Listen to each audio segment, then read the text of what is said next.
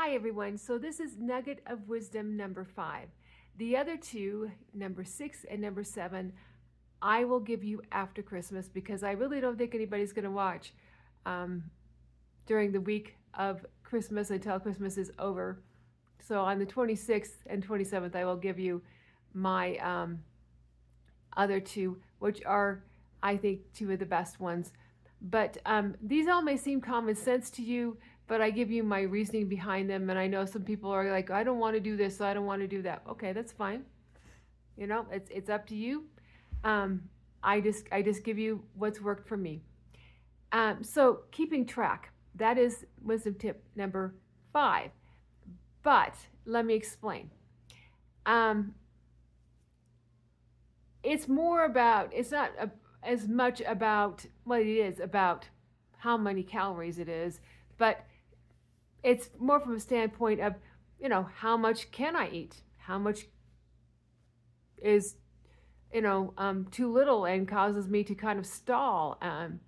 Do I, am I, it gives me information. Again, it's another information piece along with weighing every day. It's an information piece. But it helps me understand how my body responds to different foods. That's the important thing. And how much I can have. Like I said before, with potatoes, I get too many potatoes and I will bloat up.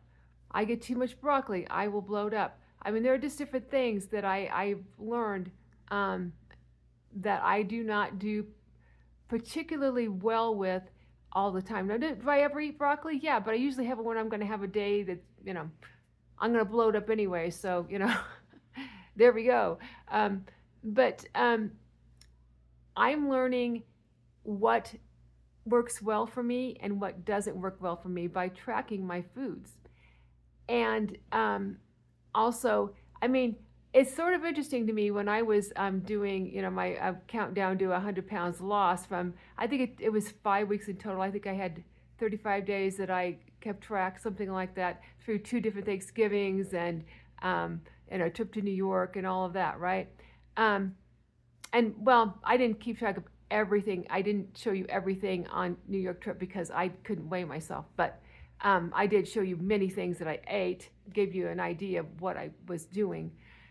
But anyway, the big thing is that a lot of people thought, oh, she's starving and all this kind of thing. And I'm like, are you adding up those calories that I'm having? Because my breakfasts were, I mean, the lightest of the breakfast was 250, and some of them were 450, even 500 calories.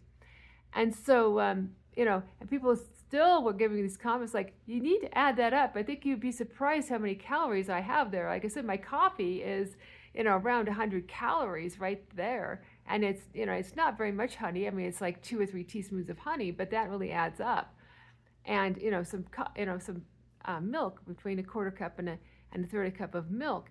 And that the fruit, while low calorie, does add up. And I have a pretty decent amount of fruit in the morning.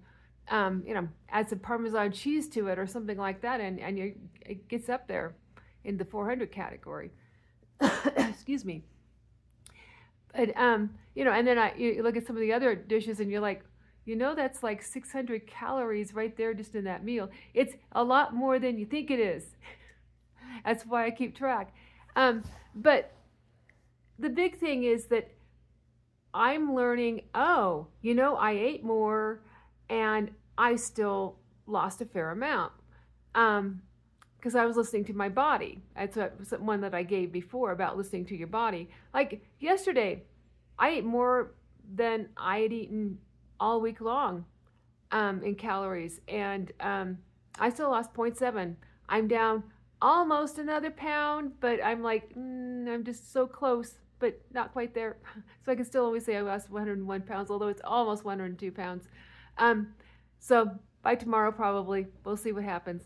But anyway, and see, yeah, I can eat more and still lose at least as much, if not more. I think I lost more from yesterday to, my weigh-in this morning than the day before, even though I ate far less because I wasn't feeling well the day before. Also, I've been having a lot of headaches, and so they've been kind of making me not want to eat. So anyway, I am doing better now, but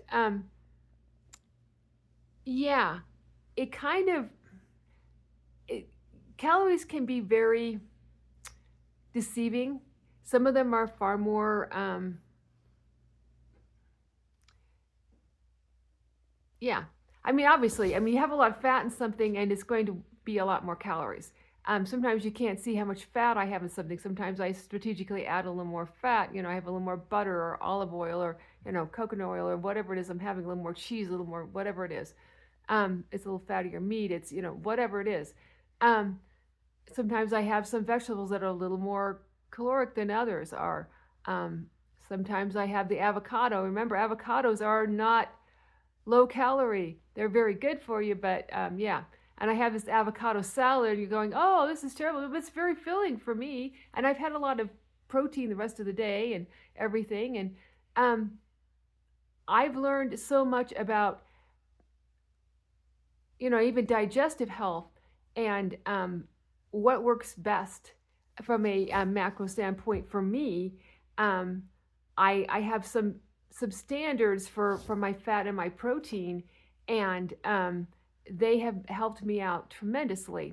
So there's a lot into tracking besides just it's just calories or it's just macros. It's it's what each one is doing, how I'm responding to it, and it's helping me to, in my opinion, I think, lose weight better. Now, yeah, I'm still doing really well. Um, I know I will hit a point where I will not be losing weight quite so fast, and that will come up. But right at the moment, it's really good. So yeah, am I going to count my calories on Christmas Eve? No way.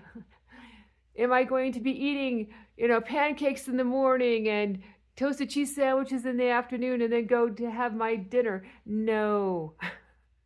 I'm going to keep it light during the day. And then when it's 7 o'clock at night and I get to go over to my brother and sister-in-law's house and meet other family and have a really great time, I will have a fun time. And I will not eat past satiety, but I will enjoy all the fun stuff.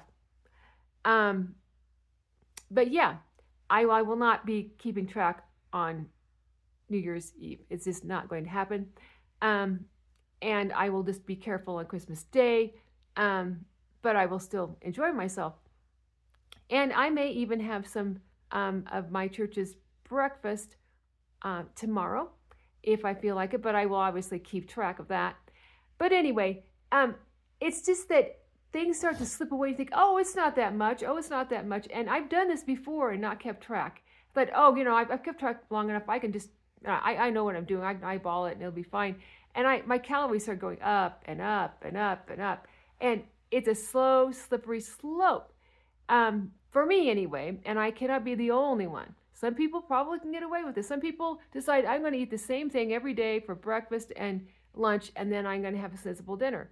That's what my brother does, and he does really well with it. So, you know, I mean, some system of being able to keep track of it is helpful for long term, and he's been able to keep his weight off. So he's my hero.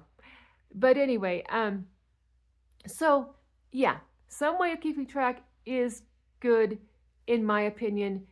Give it a try. If you're, you know, if you find you keep falling off, that's probably it. Your calories are slipping up or creeping up. And like I said, with all that was said about, you know, the low calories that I had, it's like, no, it really, I mean, I had days when I wasn't as hungry, and then, yeah, I didn't eat as much. But the other days it was like, I'm actually eating quite a bit. If you actually added that all up, you would see that I'm definitely not starving. Again, I tend to eat more concentrated calories than you think, because I don't eat as much of the non-starchy vegetables, which add a lot of bulk and things like that. I will add some fats to my meals and things like that. I will have avocado, which is not low calorie, different things like that. And so, yeah, it all creeps up way too fast unless you are careful.